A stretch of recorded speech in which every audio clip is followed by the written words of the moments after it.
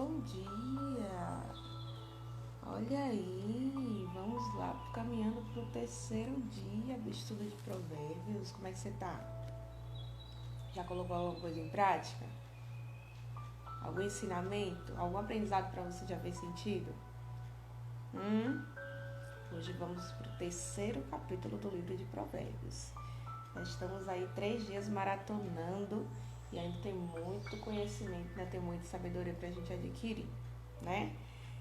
Hoje eu trilhei bastante versículo, mas eu vou caminhar bem rapidinho, dar uma resumida bem caprichada, para que a gente possa se alimentar daquilo que Deus tem colocado no meu coração e a porção que tem sido reservada para hoje, tá?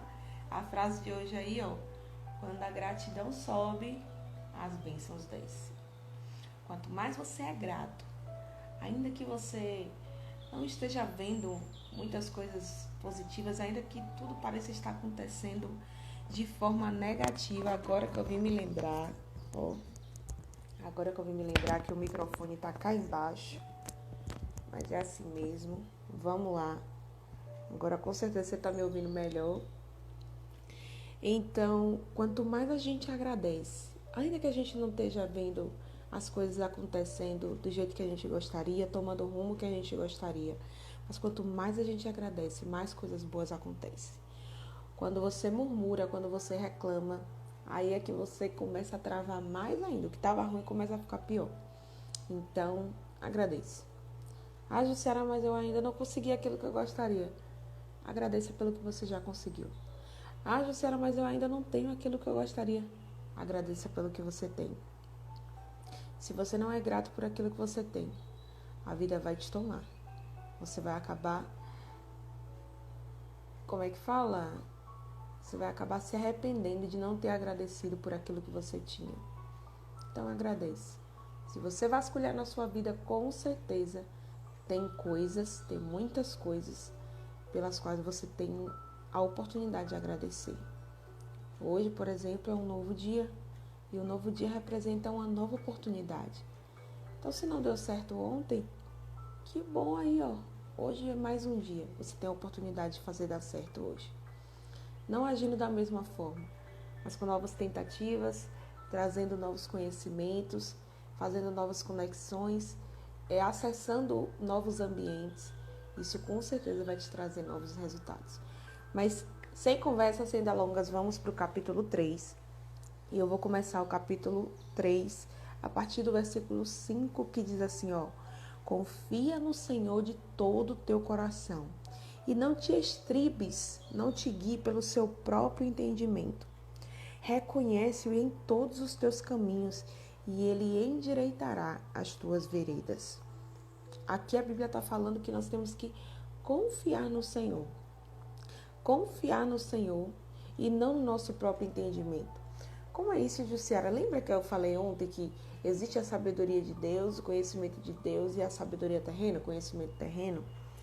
Pois é, quando a gente se baseia apenas naquilo que os nossos olhos veem, aquilo que os nossos sentidos passam para a gente pode se enganar, a gente pode agir por emoção, a gente pode agir por interpretação e nem sempre aquilo que a gente interpreta de fato é aquilo como é, né? Tem uma frase que diz que a gente não enxerga a vida de fato, a gente enxerga a vida de acordo com a nossa ótica, de acordo com a nossa lente. Então, às vezes, nem tudo aquilo que você vê, nem tudo aquilo que você percebe, de fato, tem a forma que você está percebendo. Então, quando você não seguir apenas pelo seu próprio entendimento, quando você não seguir apenas pelas suas emoções, quando você não seguir apenas por aquilo que você acha que sabe, quando você confia no Senhor de todo o seu coração. E aqui é muito importante porque Deus ele não quer a gente pela metade, sabe? Deus ele não quer que a gente confie nele um pouquinho. Deus ele quer que a nossa entrega seja completa. Deus ele quer que a nossa confiança nele seja total e cabal. Que sejamos totalmente dependentes dele. E quando isso acontece, a Bíblia fala que ele endireitará as nossas veredas.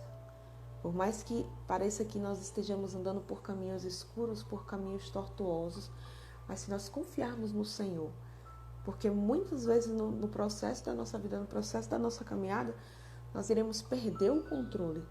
E que bom que nós perdemos o controle.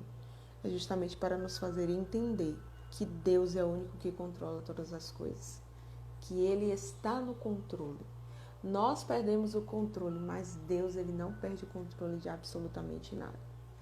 A Bíblia fala que ainda antes que houvesse dia, Ele já era. E não há nada que o possa fazer escapar das suas mãos. Operando Deus, quem o impedirá? Não há quem possa impedir o trabalhar de Deus. Ele sabe o caminho certo que nós precisamos trilhar. E Ele já nos enxerga depois de passarmos por veredas tortuosas. Ele já nos enxerga depois de termos passado pelo mar. Ele já nos enxerga depois de ter atravessado a fornalha. Deus, Ele vê muito mais além. Por isso nós podemos e devemos confiar nele. No versículo 7 diz: não seja sábio aos teus próprios olhos, teme ao Senhor e aparta-se do mal. Será isso saúde para o seu corpo e refrigério para os teus ossos. Quando a pessoa ela teme ao Senhor e se aparta do mal, ela não está fazendo um benefício apenas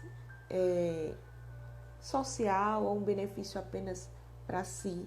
Ela está trazendo benefícios para a sua saúde. Ela está trazendo paz para si mesma. Ela está promovendo a paz entre as pessoas também. Por quê? Porque ela não fica procurando coisa, ela não fica procurando picuinha, ela não fica procurando briga e mimimi, sabe? E uma pessoa em paz é uma pessoa que ela tá bem com ela mesma, é uma pessoa que deita e dorme tranquilamente. Nesse capítulo fala sobre isso, sobre o dormir tranquilamente, sabe? Ter um sono suave, ter uma mente em paz. Não tem coisa melhor do que você deitar e a sua mente tem paz com você mesmo. Eu falei certo? Não tem coisa melhor do que você deitar e estar em paz com você mesmo.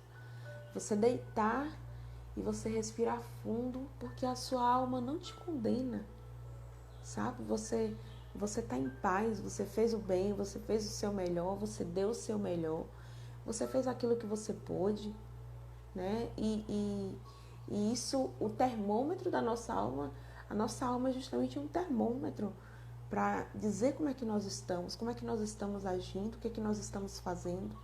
A nossa consciência traz muita clareza. A gente pode até querer mentir para as pessoas, a gente pode até querer enganar as pessoas, a gente pode até querer justificar os nossos erros, mas no fundo, a nossa mente, os nossos resultados nunca vão nos enganar. Eles nunca vão falar o contrário daquilo que nós estamos fazendo. Não tem coisa mais massacrante do que uma mente perturbada, do que uma mente que fica ali, né, cheia de coisas, falando tantas coisas e trazendo consciência e clareza para aquilo que você deveria ter feito ou para aquilo que você não está fazendo, para aquilo que você fez de errado, para aquilo que você está encobrindo. Não tem cobrador maior do que a sua própria consciência. Então, temer ao Senhor, não ser sábio aos teus próprios olhos e apartar-se do mal, isso traz saúde para o seu corpo, isso traz paz para você e refrigério para os teus ossos. Honra ao Senhor com os teus bens e com as primícias de toda a tua renda, e se encherão fartamente os teus celeiros, e transbordarão de vinho os teus lagares. Lagar é o lugar que se produz vinho, né? Que processa ali a uva para que ela se transforme em vinho. E celeiros é o lugar onde ficavam guardados os mantimentos, né? Naquela época as pessoas viviam de colheita, de semeadura, de agricultura. Então, Deus, ele falava isso, né? A Bíblia fala, honra o Senhor com as primícias, com tudo aquilo que você adquire, com tudo aquilo que você recebe. Honra o Senhor, tire a parte do Senhor. Primícia quer dizer primeira parte, né? E quando você entrega ao Senhor a sua primeira parte, você está dizendo: eu confio que eu só adquiri isso porque foi o Senhor que me deu. Eu adquiri isso aqui porque o Senhor me permitiu. Foi o Senhor que me proveu. Foi o Senhor que proveu essa colheita. Foi o Senhor que proveu a chuva. Foi o Senhor que me deu a semente. Foi o Senhor que me colocou no lugar que eu estou. Foi o Senhor que abriu essa porta. Foi o Senhor que me entregou esse negócio. E por isso eu honro ao Senhor. Porque eu confio que foi o Senhor que me entregou. Então, a Bíblia faz essa promessa, né? Que se encherão fartamente os nossos celeiros e transbordarão os nossos lagares. Se nós honrarmos ao Senhor aquilo que nós temos, honrarmos ao Senhor com tudo aquilo que Ele nos entregou. Quando nós honramos ao Senhor, nós estamos mais do que sendo gratos, nós estamos semeando ainda mais. E semente, nós sabemos que quando nós semeamos, nós iremos colher. Bom dia! Nós iremos colher, né? Porque semente, ela tem o poder de multiplicação. Quando você semeia algo, você nunca vai colher na proporção da semente que você lançou. Você vai colher sempre muito, muito, muito mais. Muito, muito, muito mais. Né? A prova disso é justamente o processo de semeadura, né? As pessoas que trabalham com isso, elas vão lá, lançam a sementinha na terra, lembrando que a terra precisa estar boa, a terra precisa estar cuidada, a terra precisa ser arada, ser tratada, a terra precisa que haja um cuidado com ela. E aí lançam a semente ali. E o que acontece? Algo extraordinário, né? Quando a pessoa lança a semente, seja lá o que for, seja de grão, seja de uma fruta, seja de qualquer espécie, né, de alimento, ela nunca vai colher mediante aquilo que ela semeou, ela vai colher sempre muito, muito, muito mais. Né? E nas nossas vidas, quando nós honramos ao Senhor, nós estamos semeando na terra de Deus, nós estamos semeando na boa terra, porque a terra de Deus é uma terra cheia de vida, é uma terra que não tem como não colhermos. Quando nós honramos ao Senhor, nós tomamos posse, nós nos apropriamos, é liberado automaticamente essa promessa sobre as nossas vidas. De que tudo que está sobre o nosso domínio, tudo que está sobre o nosso governo será próspero, será abençoado, né? Será farto. E assim seja. No versículo 12 diz assim: o Senhor, porque o Senhor repreende a quem ama, assim como o pai ao filho a quem quer bem. Se você é pai, se você é mãe, provavelmente você já entendeu o que esse versículo aqui quer dizer. Que muitas vezes o Senhor, Ele vai nos fazer advertência, Ele vai nos dar advertência, Ele vai nos conduzir ou Ele vai nos corrigir. E quando Ele faz isso, é a maior prova de amor que Ele pode demonstrar com a gente. Porque quando uma pessoa ela nos ama, ela nos adverte. Quando uma pessoa nos ama de verdade, ela nos corrige. Ela não vive aplaudindo tudo que a gente está fazendo. Ela não vive concordando com tudo que a gente está fazendo, com tudo que a gente está falando. Né? Sempre busque estar próximo de pessoas que chegue para você e se for preciso, puxe a sua orelha assim. Tem gente que não gosta, tem gente que não gosta de ser corrigido, tem gente que não gosta de ser alertado, tem gente que não gosta de ser chamado a atenção, mas olha, aprenda a valorizar as pessoas que abrem os teus olhos. Mais vale pessoas que abrem os teus olhos perto de você do que pessoas que vivem aplaudindo você e dizendo, tá tudo bem, tá tudo certo. Essas pessoas, elas podem estar ansiando pela sua queda. Elas podem estar apenas esperando que você caia. Mas as pessoas que te corrigem, as pessoas que te chamam para perto, seus pais que te corrigem, que te chamam para perto, você que é pai, você que é mãe, chama os teus filhos na correção e fala com eles e orienta, você faz isso porque você ama. Né? E você não quer ver o seu filho ou sua filha bebendo dos frutos de uma escolha errada, de uma fala errada, de uma conduta errada, de uma decisão errada. Então você faz isso porque você ama. Então Deus, Ele também faz isso. Deus, Ele é o nosso Pai. E quando Ele nos corrige, aqui Ele está falando, Deus, Ele repreende a quem Ele ama. Assim como o Pai corrige o filho a quem quer bem. No versículo 13 ele diz, feliz o homem que acha sabedoria e o homem que adquire o conhecimento, porque melhor é o lucro que ela dá do que a prata, e melhor a sua renda do que o ouro mais fino. Lembra que a gente falou ontem disso aqui também?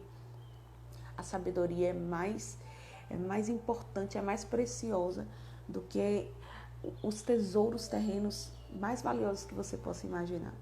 Então, do mesmo jeito que você buscaria, do mesmo jeito que você busca, né, recursos financeiros e uma boa estabilidade na sua vida, assim busque a sabedoria. Ela é mais preciosa do que pérolas e tudo que você pode desejar não é comparável a ela. Não é comparável a ela.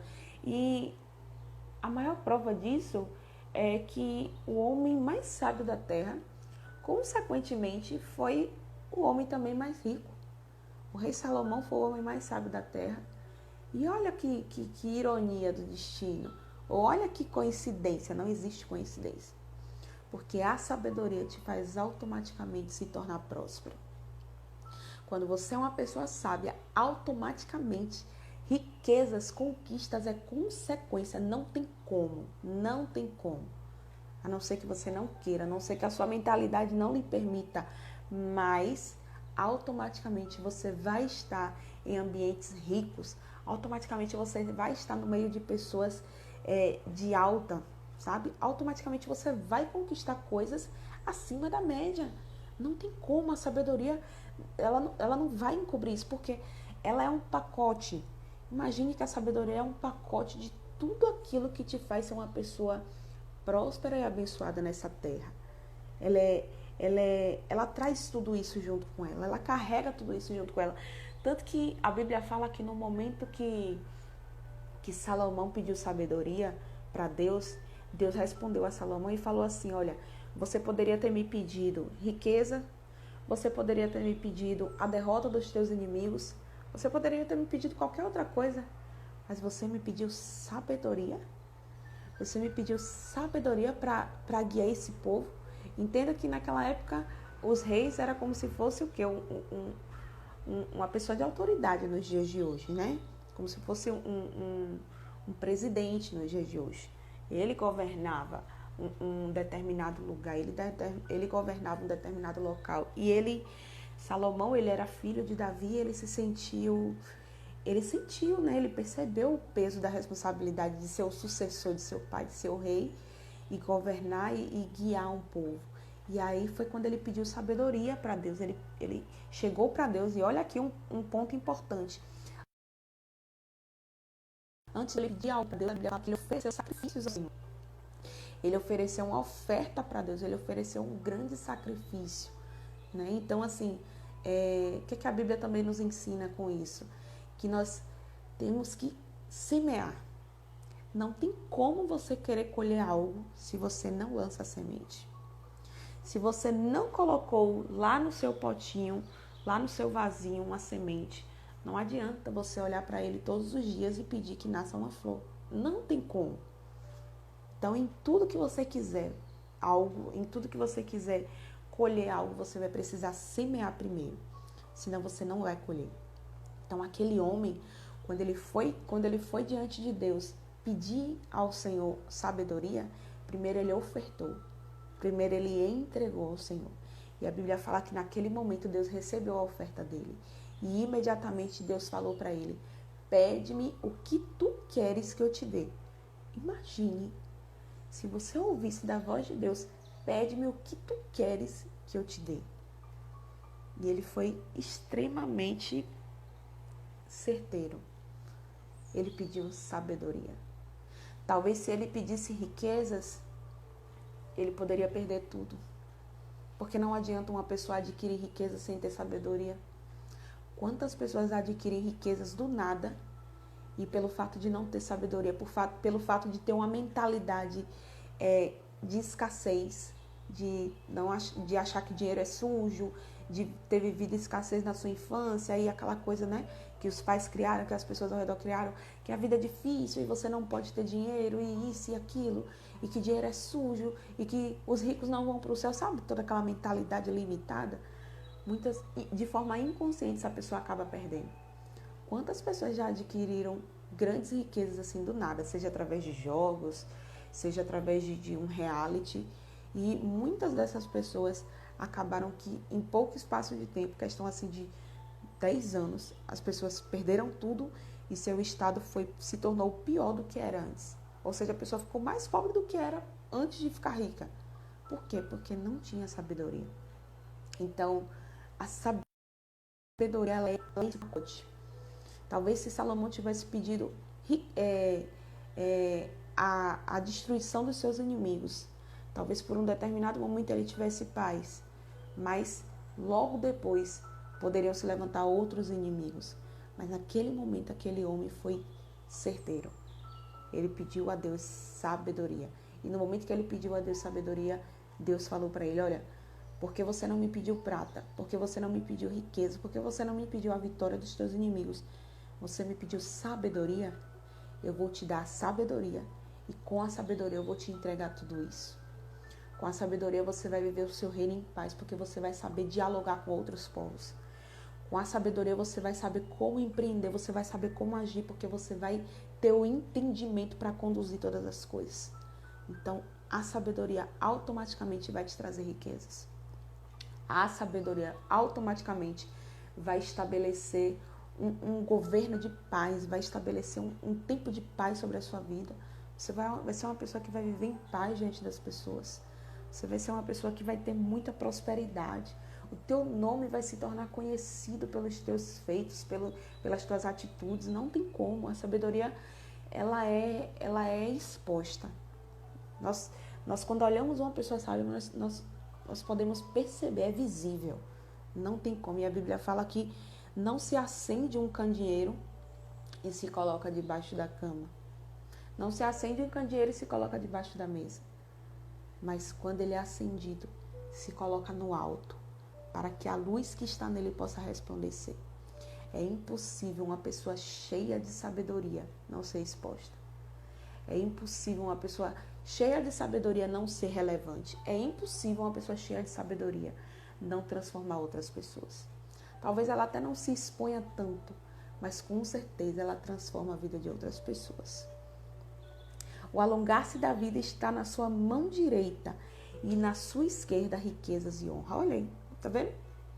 Então, com a sabedoria você tem saúde, alongar-se de dias, e você tem riquezas e honra. É o que eu acabei de falar. Então, a sabedoria é um pacote. Ela traz saúde para o seu corpo, ela traz saúde para a sua alma, ela traz saúde para as suas relações, ela traz saúde para todos os seus projetos, e ela automaticamente é consequência. Se você vive correndo atrás de dinheiro, você está correndo atrás da prioridade errada. Porque o resultado, o dinheiro, a conquista é consequência de quem você é. É consequência. Existem 3 pilares que regem a vida do ser humano, que é o ser, fazer e ter. Muitas pessoas buscam primeiro ter. Muitas pessoas nem fazem, mas querem ter. Elas não são, mas querem ter. E o pilar, a base principal é o ser.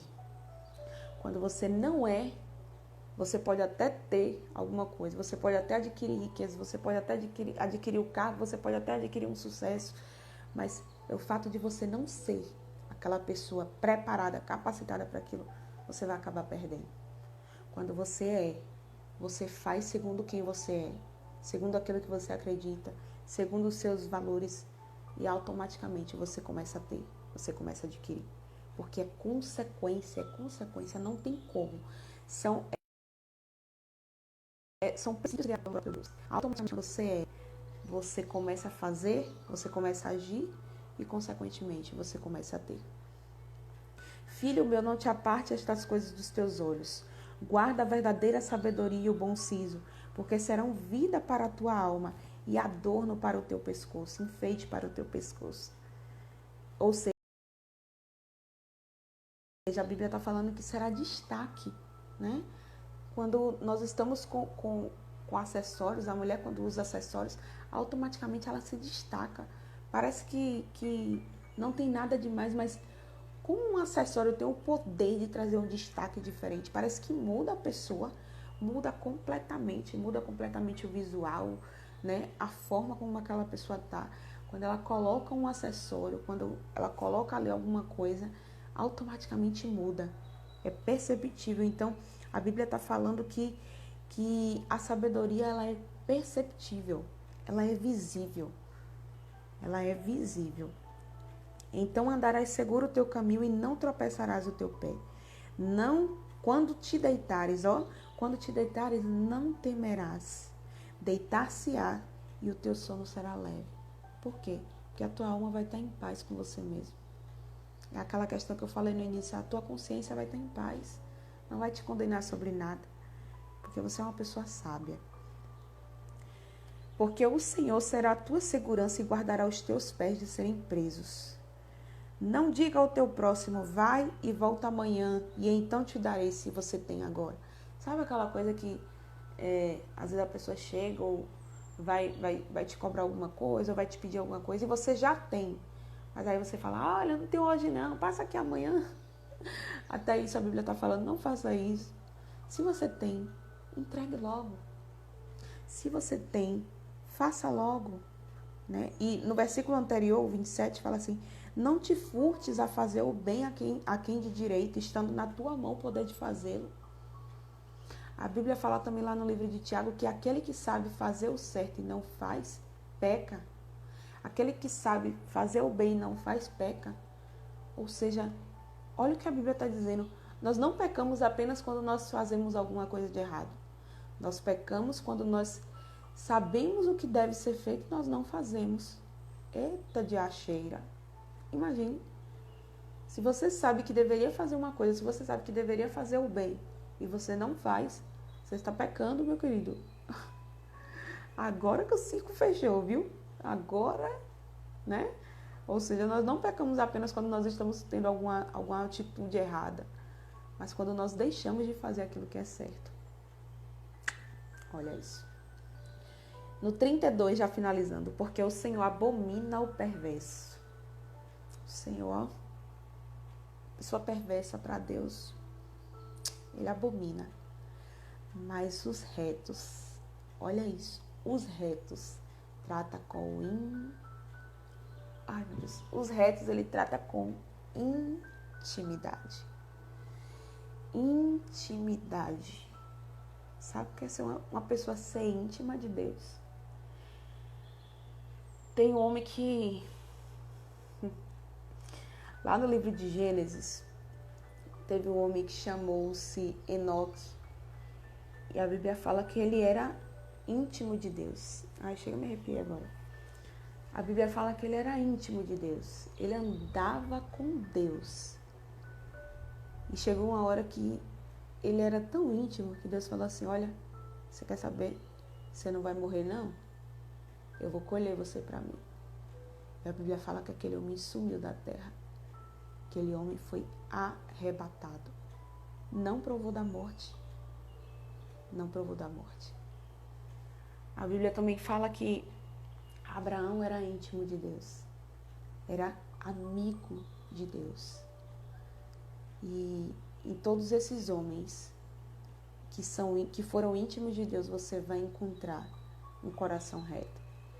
Você vai encontrar um coração puro. E como eu falei ontem também, aqueles que têm um coração puro, a Bíblia fala, bem-aventurados são os limpos de coração, porque estes verão a Deus.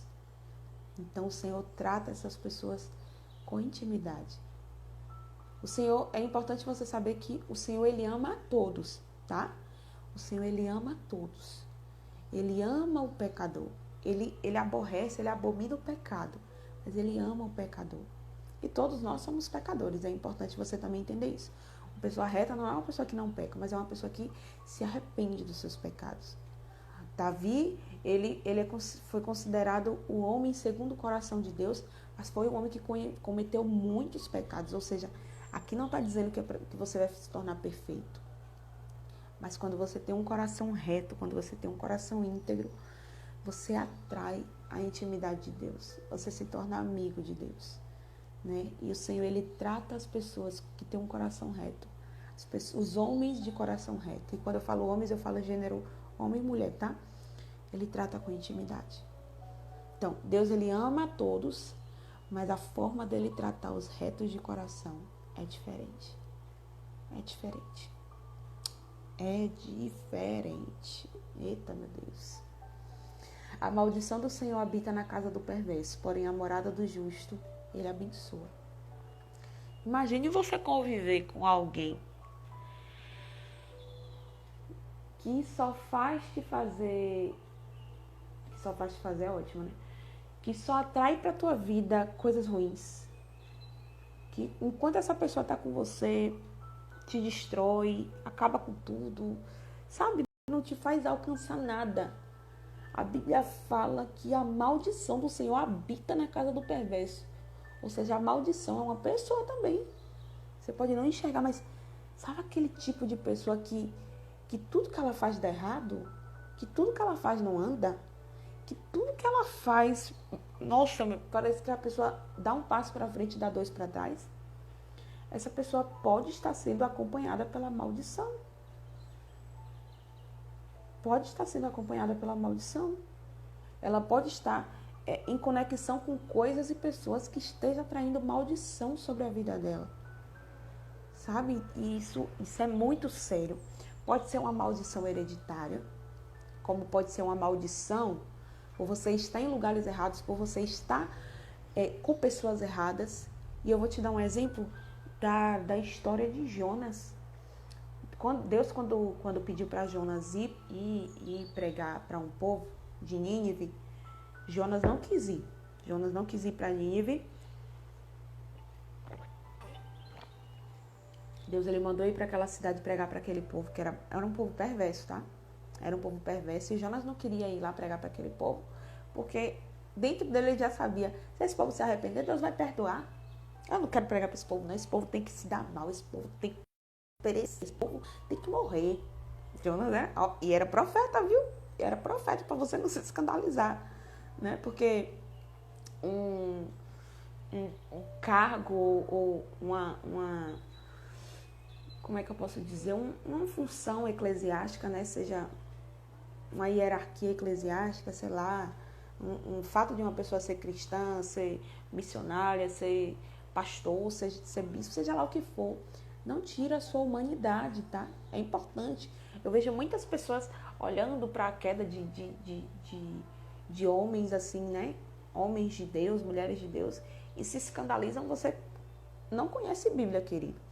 Eu não estou falando que é normal, mas eu estou falando que por trás de um pastor, por trás de uma autoridade espiritual, existe também um ser humano ali, tá? Então, nós estamos vulneráveis a cair, né? Mas a Bíblia fala que o cair é do homem e o levantar é de Deus. Quando você se arrepende e deixa, quando você escolhe seguir olhando para o alto, Deus, ele apaga as tuas transgressões, ele lança no mar do esquecimento, e dos teus pecados ele já não se lembra mais. Tá? A vida é um eterno recomeçar. Tá? Então, não se culpe ou não se julgue se você fez alguma coisa de errado. Apenas se arrependa, deixe, e aí você alcançará a misericórdia. Mas voltando para o exemplo, Jonas, quando Deus mandou ele ir para Nínive, ele disse que não ia não, e se mandou para Tarsis.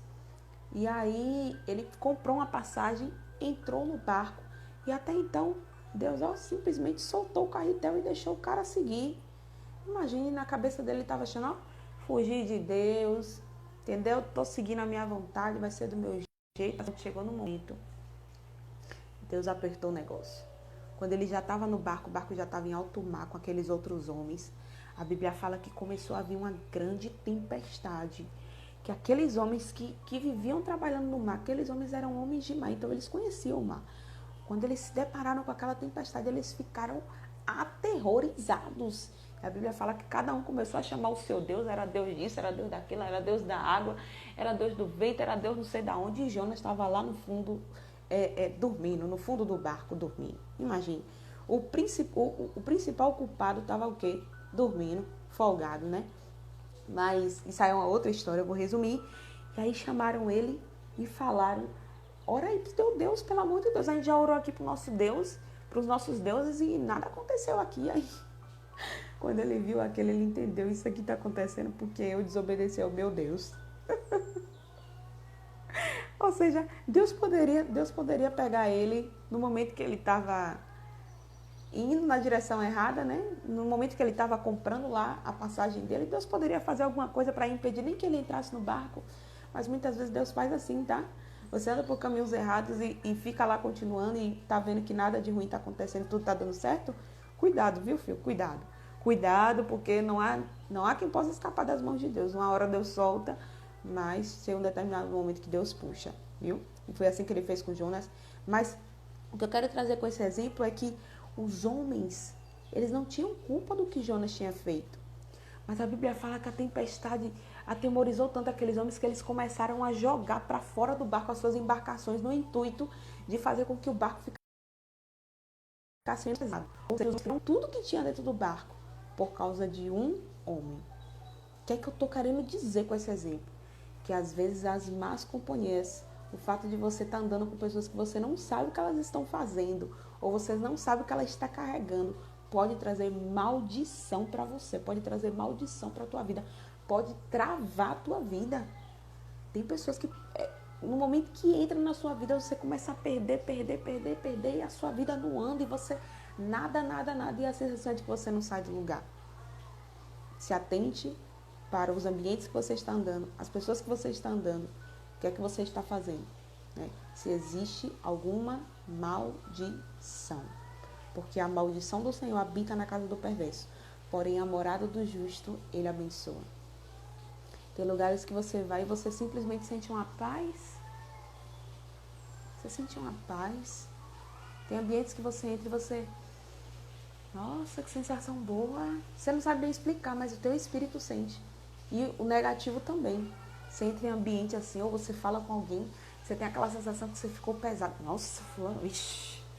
Nossa, gostei de fulano veio falar comigo, fulano me abraçou, fulano, senti um peso.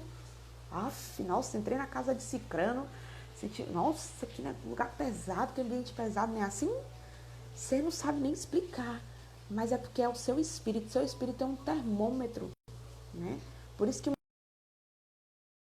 muitas vezes você vai morrer uma coisa e você sente assim como se fosse o seu espírito falando, e ele fala com você, independente se você vai para a igreja ou não, você tem um espírito, tá? Você tem um espírito. E Deus, ele se comunica pelo seu espírito. As coisas espirituais são discernidas no seu espírito. Independe se você vai para a igreja, você é uma pessoa que tem um espírito. Você tem um espírito e você recebe essas informações a nível espiritual. Você pode não discernir o que é, você pode não entender muito bem, mas Deus, ele fala com você através do seu espírito, através de sonhos, através de visão, através de revelação, através dessa sensibilidade espiritual, sabe, o arrepio, ou né, aquela coisa assim, às vezes você sente uma angústia, um aperto no coração, enfim. E certamente ele escarnece dos escarnecedores, mas dá graça aos humildes. Os sábios herdarão honra, mas os loucos tomam sobre si a vergonha. Então, olha a advertência, né? Os sábios herdarão honra. Olha o pacote. É riqueza, é saúde, é prosperidade, é honra. Meu Deus. Sabedoria é um pacote completo de tudo aquilo que é bom, de tudo aquilo que vem do alto. Então, com certeza, sem sombra de dúvidas, é algo que vale a pena nós buscarmos e adquirirmos todos os dias um pouco mais. E esse foi o nosso estudo de hoje, tá? E eu aguardo você amanhã mais uma vez. Beijo, tchau, tchau.